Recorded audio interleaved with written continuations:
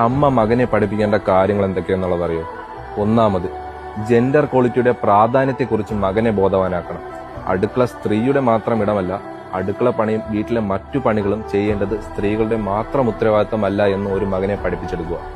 രണ്ടാമത്, 12 വയസ്സ് മുതൽ ഓരോ വ്യക്തിയും അറിഞ്ഞിരിക്കേണ്ട ബേസിക് ലൈഫ് സ്കില്ലായ പാചകം, തുണിയലക്ക്, ഫസ്റ്റ് എയ്ഡ് തുടങ്ങിയവ മകനെ പഠിപ്പിക്കണം. മൂന്നാമത്, മറ്റൊരാളെ ശാരീരികമായി ഉപദ്രവിക്കുന്നത് ആണത്വമല്ല, വലിയ തെറ്റാണെന്നും മകൻ മനസ്സിലാക്കണം.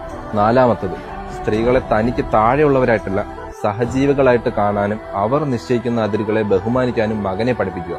അഞ്ചാമത്, സ്ത്രീകൾ ഏത് കാര്യത്തിലാണെങ്കിലും നോ പറഞ്ഞാൽ പിന്നെ അവരെ ശല്യം ചെയ്യാതിരിക്കുക. ഒരു വ്യക്തിയുടെ അവകാശങ്ങളെക്കുറിച്ചുള്ള അറിവ് മകന് പകർന്നു നൽകുക. ഇതൊക്കെ നമ്മുടെ മക്കളെ ഒരുവിധം പറഞ്ഞ് മനസ്സിലാക്കാൻ സാധിക്കുകയാണെങ്കിൽ നമ്മൾ ഇന്ന് ഈ കാണുന്ന കൊള്ളരുതായ്മകളിൽ നിന്നും പീഡനങ്ങളിൽ നിന്നൊക്കെ നമ്മുടെ ഈ തലമുറയെ തടയാൻ